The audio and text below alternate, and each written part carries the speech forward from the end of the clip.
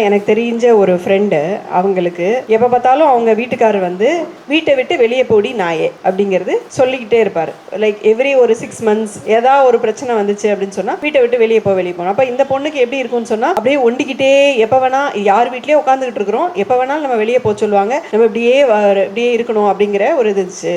தனக்கு தான் வீடுங்கிற எந்த ஒரு இதுவுமே இல்லாமல் இருந்துச்சு. அப்போ ஒரு சமோசா பொட்டணத்தில் மடித்து ஒரு இது செய்தி வந்துச்சு. அந்த செய்தியில் உச்சநீதிமன்றம் வந்து சொல்லியிருக்கோம், வீட்டை விட்டு வெளியே போ அப்படின்னு யாரும் வந்து வீட்டுக்கு வந்த மருமகளை சொல்ல முடியாது. ஒரு பொண்ணு கல்யாணம் ஆகி வீட்டுக்குள்ள போயிட்டான்னா அந்த வீடு அவளுடையது அப்படிங்கிற அந்த சுப்ரீம் கோர்ட் ஜட்ஜ்மெண்ட்ல ஒரு ஜட்ஜோட ஸ்டேட்மெண்ட் வந்து வந்திருந்துச்சு. அதை படிச்சதுல இருந்து அந்த பொண்ணு ஒரு 10 நாள் கழிச்சு அதே மாதிரி திருப்பி சண்டை வரும்போது மனசெல்லாம் தைரியம் படுத்திட்டு, இது ஏன் வீடு, நான் இங்கதான் இருப்பேன், உங்களுக்கு ஏன் கூட இருக்க விருப்பம் இல்லைன்னா நீங்க வெளியே போங்க அப்படின்னு தைரியத்தை வர வச்சுக்கிட்டு சொல்லிடுச்சு. நீங்க நம்ப மாட்டீங்க, கிட்டத்தட்ட 10-12 வருஷமா அந்த வார்த்தை திருப்பி வரவே இல்லை. சட்ட விழிப்புணர்வும் உரிமை விழிப்புணர்வும் ஒவ்வொருவருக்கும் மிக மிக முக்கியம். அவங்க லைஃப் சேஞ்சிங்